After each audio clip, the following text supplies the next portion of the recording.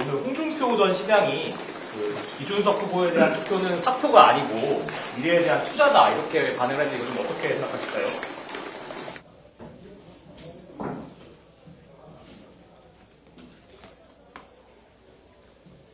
네, 후보님. 수고하십니다. 여기는 조금 낫네. 네, 후보님 예. 브리핑 예, 말씀하시죠. 질문하실 때 매체 이름 밝혀주시고요. 예. 손 드시면 제가 지목해드리겠습니다. 예. 네. 네, 안녕하세요. 저 한겨레 정강준입니다. 예. 아까 사전투표 하겠다고 말씀하셨는데 그 전에 사전투표 폐지하겠다고 하셨으니까 갑자기 좀 투표하시겠다고 밝히는 거 뭔지 혹시 저는 사전투표를 이슈됐다고 보시는지 궁금합니다. 사전투표를 저는 전에도 했고요.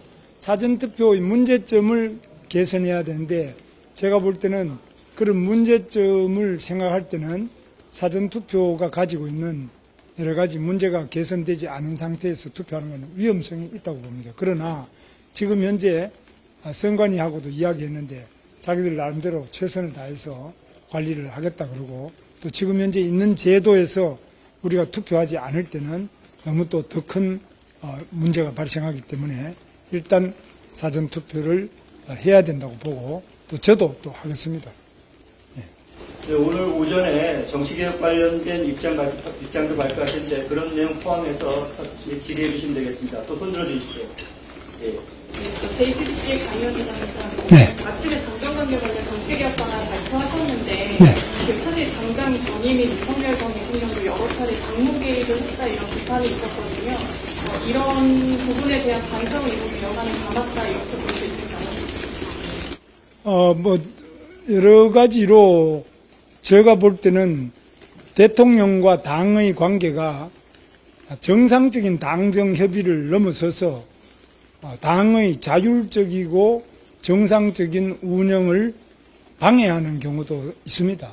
그것은 대통령이 가지고 있는 여러 가지 권한이 크기 때문에 국회의원들이 아무래도 그걸 의식해서 자기 나름대로 정확하게 당의 자율성, 민주성을 지키지 못하는 경우가 있는데 이런 부분은 원천적으로 대통령 자신이 그런 좀 과도한 당무에 대한 개입 또는 공천에 대한 개입, 주요 의사결정에 대한 개입을 하는 것을 차단하기 위해서 여러 가지 조치를 취하고 또 그 장치를 만들도록 하겠습니다. 그래서 저는 이 당과 정의 관계 매우 복잡하고 저는 경험을 많이 했기 때문에 가장 당정의 원만한 협의를 하면서도 그것이 수직적인 관계가 지나쳐서 당의 자율성이 없어지는 그러한 폐해를 반드시 고치도록 하겠습니다. 네. 다음 오늘 안녕하세요. 머니투데이 박상곤입니다. 오늘 투표용지 인쇄가 시작되면서 단일화 1차 시한을 넘겼는데요. 28일 전까지 이준석 후보와 직접 만남을 추진하실 생각이 있으신가요?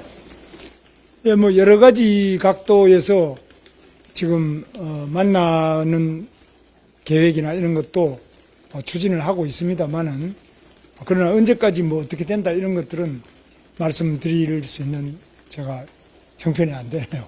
그래서 그런 부분은 계속적으로 원래 우리가 한 뿌리였기 때문에 같은 노력을 계속해 나갈 것입니다. 네, 다음 질문 좀 들어주시죠. 예. 저 채널A 김민국인데요. 김문수 후보에게 지금 춘천 유세가 갖는 의미를 설명 부탁드립니다. 논선에서 말씀하셨지만 한국갤럽 조사가 이제 후보님께 유리하게 나왔고 이제 오늘 이재명 후보하고도 공간이 이렇게 잡히는 부분도 있고 이번이 두 번째 방문이시잖아요. 세 번째. 세 번째 방문. 예. 그래서 충청도는 여러 가지로 중요한 데고 딴 데도 또 여러 번 방문했습니다만은 충청도에 대해서도 저희들이 당연히 오늘 여기 공주도 그렇고 또 논산 국방 문제든지 또 행정수도 관계되는 거 또 청주에도 또 거기는 여러 가지 그 지역의 발전 현안 이런 것 때문에 시간만 되면은 자주 좀 와서 방문하고 또 이 충청도가 가지고 있는 그런 위치 자체가 상당히 사람들이 예의를 중시하고 도덕을 중시하고 또 올곧은 그런 정신을 많이 가지고 있는 충청도에서 이번 대선이 절대로 거짓말 잘 시키고 부패하고 또 여러 가지 문제를 많이 가진 이런 대통령을 만들어서 안 된다 하는 충청도민들의 민심, 이것을 제가 잘 호소드리기 위해서 오는데 자주 오도록 하겠습니다. 다음 질문. 이분이 연합뉴스 조라원입니다. 오늘 홍준표 전 시장이 이준석 후보에 대한 투표는 사표가 아니고 미래에 대한 투자다 이렇게 반응을 했는데 이거 좀 어떻게 생각하실까요? 홍준표 후보 전 시장께서 말씀을 활발하게 하시는 것에 대해서는 제가 특별한 코멘트를 하지 않겠습니다. 본인이 아마 생각대로 하시는데, 그건 이제 시점을 멀리 미래를 보면은 투자일 수 있고, 현재 시점에 보면은 그게 또 어떤 결과를 가져오겠느냐, 이건 저보다 더 잘 아실 것으로 봅니다.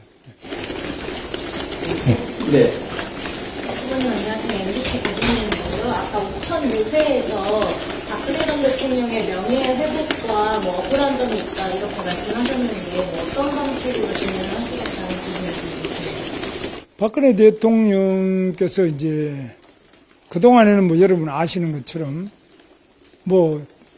청와대에서 구슬했다, 정윤회 씨하고 뭐가 있었다, 또 정유라는 누구 딸이다, 이루 말할 수 없는 많은 거짓이 있었습니다. 그건 박근혜 대통령 표현은 거짓의 산이라고 했는데, 그런 거짓의 산더미 위에 갇혀가지고 이렇게 많은 어려움을 겪고 지금은 집도 다 뺏겨버리고 사실 대구에 저렇게 계시는데 제가 어제 만나 뵈니까 밖에 좀 나가기도 좀 그렇다는 거죠.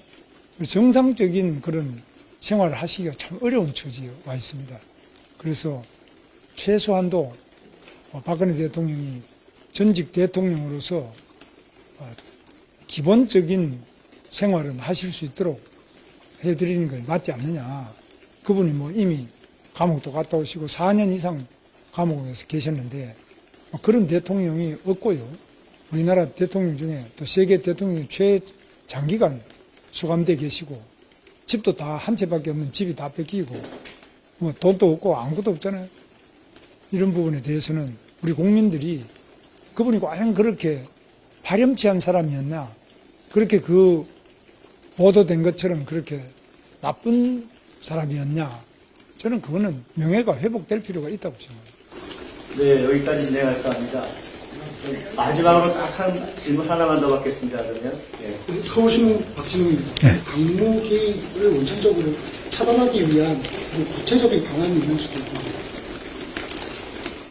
그건 참 어려운 일인데요. 우리 당이 우선에 좀 혁신돼야 됩니다. 우리 당이 용감하고 또 능력 있고 매우 도덕적인 당으로 더 발전해야 되는데, 아무리 당무 개입이라고 당헌에 써놔도 지켜지냐, 그런 질문 하실 수 있는데 그런 경우가 많이 지켜지지 않는 경우도 많습니다. 그래서 우리 당의 당풍, 당헌, 당의 앞으로의 인물, 이런 분들이 보다 더 이 대한민국을 수호하고 민주주의를 지키는데 용기 있고 또 실력 있는 사람들이 많이 일할 수 있도록 앞으로 당이 좀 바뀌기를 바랍니다. 네, 감사합니다. 오늘 브리핑은 여기서 마무리하겠습니다. 다음 일정에서 또 뵙겠습니다. 감사합니다. 고맙습니다. 수고 많으셨어요. 예, 감사합니다.